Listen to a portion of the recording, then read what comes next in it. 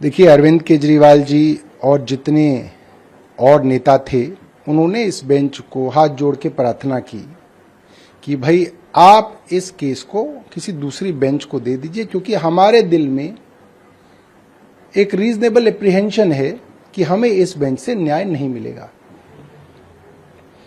फिर भी जस्टिस स्वर्णकांता शर्मा ने उस केस को सुनने की बात कही, 3 बार तारीखें दी, वो आई नहीं, और फिर अब उन्होंने इस केस को दूसरे बेंच को ट्रांसफर कर दिया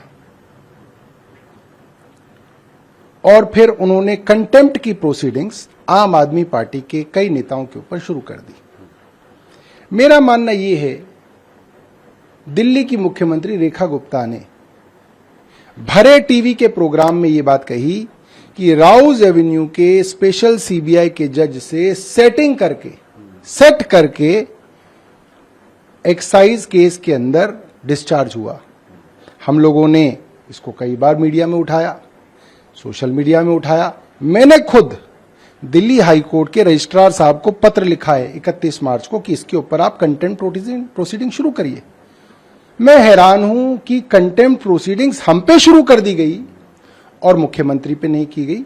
मैं चाहूंगा कि उनके ऊपर कंटेम्प्ट प्रोसीडिंग शुरू हो, अगर नहीं हो तो यह बताया जाए कि क्यों नहीं हो रही। दिल्ली हाई कोर्ट मनीष सिसोदिया, संजय सिंह समेत कई आप नेताओं के खिलाफ अदालत और जज पर टिप्पणी करने को लेकर अवमानना की कार्रवाई शुरू कर। देखिए, अवमानना की कार्रवाई शुरू करना हाई कोर्ट की पावर में आता है, उन्होंने की है। हमारा सिर्फ दर्द इतना है कि दिल्ली की मुख्यमंत्री रेखा गुप्ता ने खुलेआम अदालत की अवमानना की। उन्होंने कहा कि राउज एवेन्यू का स्पेशल सीबीआई कोर्ट जिसने अरविंद केजरीवाल और नेताओं को एक्साइज कोर्ट के अंदर डिस्चार्ज किया, उससे सेट था, यानी कि भ्रष्टाचार था, और इसके ऊपर कोई अवमानना आज तक नहीं हुई। क्या हाई कोर्ट के जजेस टीवी नहीं देखते, सोशल मीडिया नहीं देखते? अगर नहीं देखते तो मैंने तो चिट्ठी लिखी है दिल्ली हाई कोर्ट के रजिस्ट्रार साहब को। मैंने 31 मार्च को चिट्ठी लिख के कहा है कि आप अवमानना की प्रोसीडिंग शुरू कीजिए। क्यों नहीं की जा रही, इस बात पे कोई तो जवाब दे। जस्टिस स्वर्णकांता शर्मा ही बता दें, दिल्ली हाई कोर्ट के चीफ जस्टिस साहब बता दें, क्योंकि देखिए मैं नहीं कर सकता कंटेम्प्ट प्रोसीडिंग, ये हाई कोर्ट को ही करनी पड़ेगी। तो इसके बारे में कुछ तो होना चाहिए।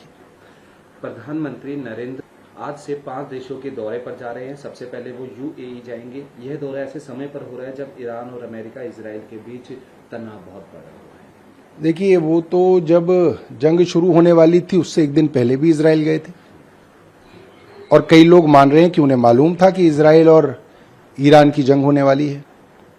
प्रधानमंत्री ने अभी कुछ दिनों पहले देश की जनता को कहा फॉरेन ट्रैवल बंद कर दो। किसी के बच्चे बाहर हैं तो भी वो ना जाएगा, किसी की मां बीमार है तो भी वो नहीं ना जाए, और प्रधानमंत्री खुद फॉरेन ट्रैवल 5 दिन के लिए निकल गए। तो ऐसे देश किस तरीके से प्रधानमंत्री जी के ऊपर विश्वास करे जहां कथनी और करनी में इतना फर्क हो।